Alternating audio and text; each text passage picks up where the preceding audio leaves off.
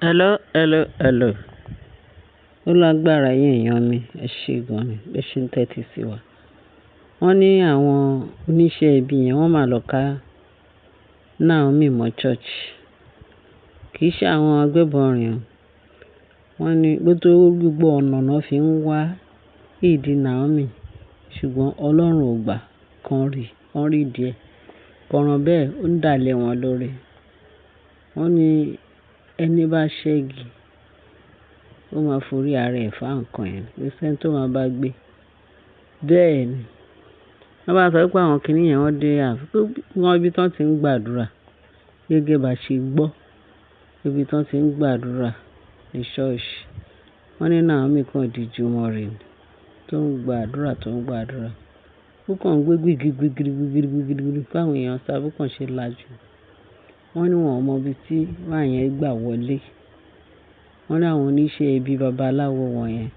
Ṣé ẹ mọ̀ pé aṣọ wọn máa ń pọ́n? Wọn ò ní lárí tán bá rí wọn máa ń sá fún wọn gẹ́gẹ́ bí èṣù. Ìsídà kó jẹ́ pé èṣù or kó jẹ́ pé wèrè ni wọ́n. Wọn máa sá fún wọn náà ni. Torí wọn ṣe normal human being. Lọ́ba ni bí gbogbo èèyàn ṣe sá nìyẹn. Naomi kan dúró, wọ́n ní kàn lọ mú staff authority ti èṣù dání. Wọ́n ló fèsì kó fẹ́ lọ nà mọ́ Naomi. Pé bí Naomi kan pé the blood of Jesus. The blood of Jesus. Blood of Jesus. Wọ́n ní ṣe ló stagger. Wọ́n ní the blood of Jesus. Wọ́n ní before you know gbogbo àwọn mẹ́mbà ti sá síta. Àwọn afàdúrà jagun lọ́kàn dúró ti Naomi.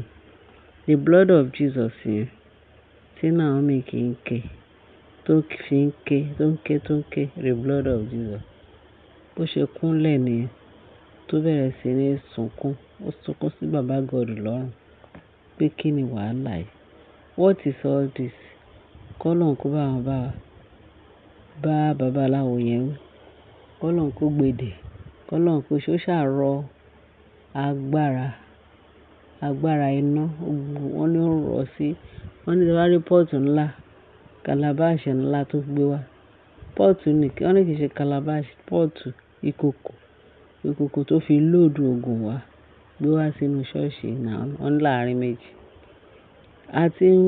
Mo ti ń gbọ́ pé àwọn babaláwo wọ́n máa ń ṣìṣe. Bẹ́ẹ̀ tí kì í ṣe pé ojúkorojú.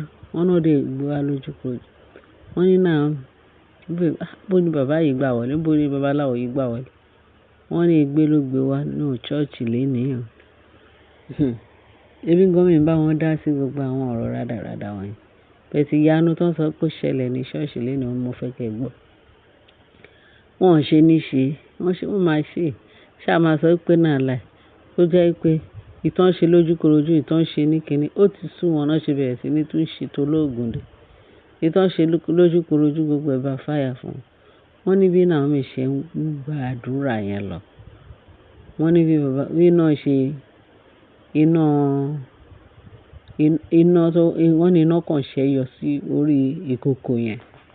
Bí ìkòkò yẹn ṣe bẹ̀rẹ̀ sí ní gbiná nìyẹn nígbà tí Naomi bẹ̀rẹ̀ àdúrà.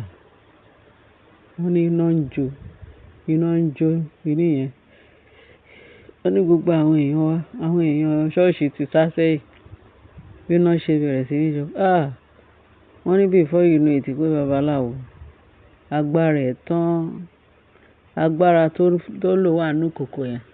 Àgbà tí Naomi kígbe bàbá God. Wọ́n ní bàbá God sọ̀kalẹ̀. Ó dáhùn àdúrà.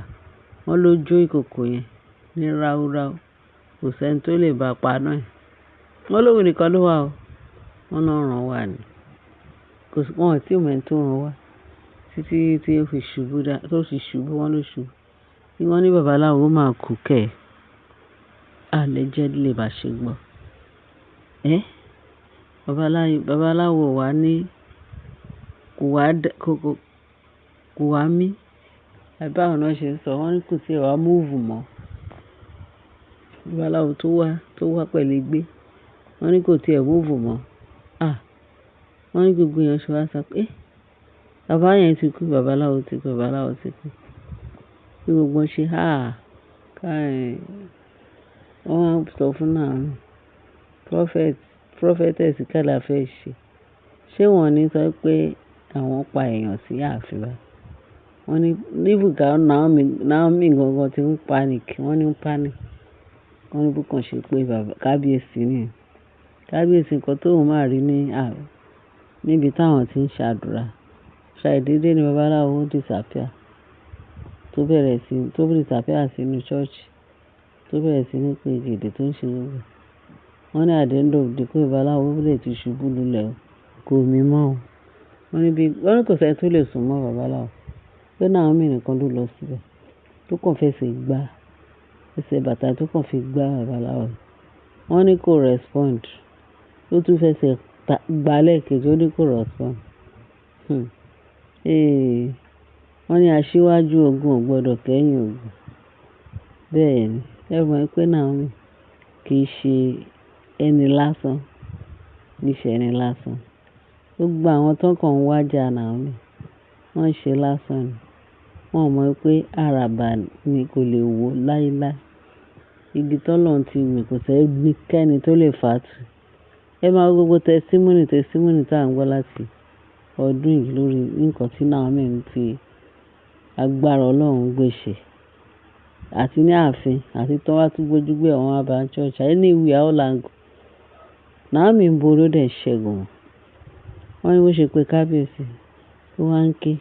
Pé kábíyèsí ní kí ló à ń sunkún fún? Ṣé ènìyàn ti wá ń ka ẹ̀wọ̀n ṣọ́ọ̀ṣì? Ṣé léyìí tó sọ pé kó ní fílẹ̀ nǹkan tó jẹ lóye o? Ó mọ̀ pé ó gba ikú ẹ̀kú ní ikú tó lérò pé òun fẹ́ pa ẹ́ ní ṣọ́ọ̀ṣì lọ́lọ́run fi pa. Kí ló fọlọ́run pè? Ó ní yẹn pé kí làwọn ṣáwọn ọlọ́pàá ò ní wá sọ pé òun pààyàn sí ṣọ́ọ̀ṣì. Wọ́n ní kí kábíyèsí wọ́n ní kábíyèsí wá sọ fún Naomi pé kí ló fẹ́ jẹ́ ẹ láyà? Self defense ni. Èèyàn wá pé òun fẹ́ pa ìwọ dẹ̀ ṣáájú ẹ̀ òun dẹ̀ ṣáájú ẹ̀ kú. Kí ló pé kó má wọ ikú kan pọ̀ ọlọ́pàá. Táwọn ọlọ́pàá wá gbé kí wọ́n ṣe investigation.